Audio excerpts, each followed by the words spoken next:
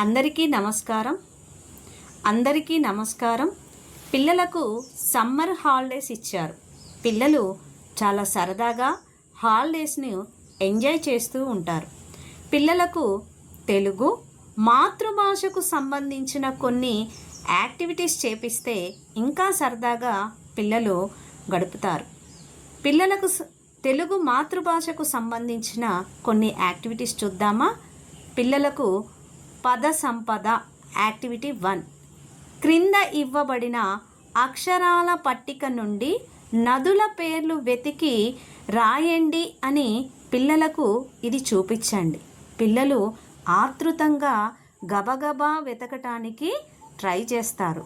పిల్లలు చకచక అక్షరాలను వెతికి నదుల పేర్లు రాస్తారు. కావేరి, సింధు, యమున, బ్రహ్మపుత్ర, తుంగభద్ర, గంగా, కృష్ణ, చినాబ్, నర్మదా మొదలైన నదుల పేర్లు వారికి గుర్తుంటాయి. కాబట్టి ఈ పట్టికలో కావేరి, సింధు, యమున, బ్రహ్మపుత్ర, తుంగభద్ర, గంగా, కృష్ణ, చినాబ్, నర్మదా వంటి నదుల పేర్లను పట్టికలో వెతికి రాయటం మొదలుపెట్టి గబగబా రాసి మీకు చూపిస్తారు. అలాగే యాక్టివిటీ 2, క్రింద జతపరచండి, సరైన జతలను సరిపోల్చండి అని యాక్టివిటీ 2 ఉంది. ఇక్కడ ఇటువైపు గగనం, చీకటి, నగలు, గాలి, జలం అని కొన్ని పదాలున్నాయి. మరొక వైపు అంధకారం, ఆకాశం, వాయువు, ఆభరణాలు, నీరు అని మరికొన్ని పదాలున్నాయి. ఈ పదాలకు ఆ పదాలకు సరిపోయేటట్టు జతపరచమని చెప్పండి. పిల్లలు చక్కగా జతపరుస్తారు. గగనం, అంధకారం, చీకటి, నగలు, ఆభరణాలు, గాలి, వాయువు, జలం, నీరు. గగనం అనగానే ఆకాశం అని జతపరుస్తారు. చీకటి అనగానే అంధకారం అని జతపరుస్తారు.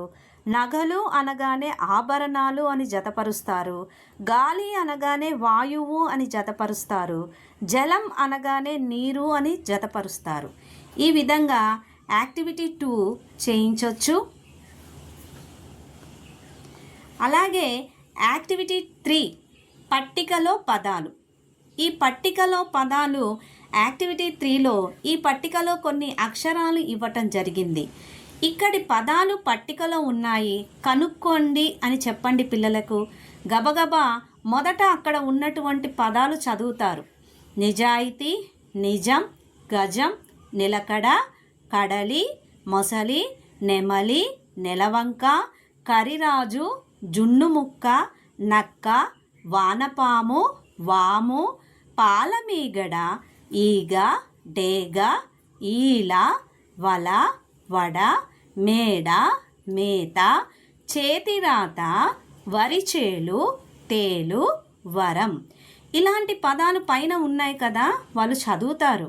నిజాయితీ, నిజం, గజం, నిలకడ, కడలి, మొసలి, నెమలి, నెలవంక, కరిరాజు, జున్నుముక్క, నక్క, వానపాము, వాము, పాలమీగడ, ఈగ, డేగ, ఇల, వల, వడ, మేడ, మేత, చేతిరాత, వరిచేలు, తేలు, వరం. ఇలాంటి పదాలు పిల్లలు వెతికి చక్కగా రాసి సరదాగా మీకు చూపిస్తారు. ఈ విధంగా రోజు తెలుగు భాషకు సంబంధించి, మాతృభాషకు సంబంధించి కొన్ని యాక్టివిటీస్ చేపిస్తే పిల్లలు చాలా బాగా తెలుగు రాయటం, తెలుగు చదవటం నేర్చుకుంటారు. ధన్యవాదాలు.